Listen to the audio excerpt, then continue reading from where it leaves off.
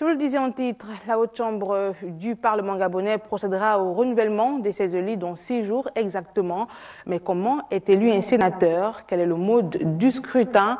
À ces interrogations, Lardingue Mamba et Alexandre Kogué tentent d'y répondre. Pour élire un sénateur au Gabon, il faut plusieurs protocoles, c'est tout un protocole. Hein? Voilà, mais je ne vais pas me pencher là-dessus. Hein? Ça m'échappe. Je n'ai jamais voté. Aucune idée. Je ne sais pas comment ça se passe. Mais je sais que ce n'est pas la population.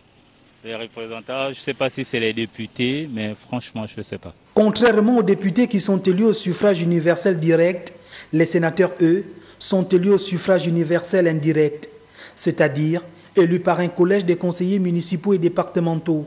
Lors des élections locales, les populations élisent une liste de conseillers. Ce sont ces conseillers élus qui, in fine, élisent le sénateur. Ça voudrait dire que le sénateur n'est pas directement élu par la population. Il est élu par un collège de pairs qui reconnaît en lui cette aptitude à pouvoir assurer pleinement ses charges. À l'issue de cette élection locale, on a des conseillers par arrondissement.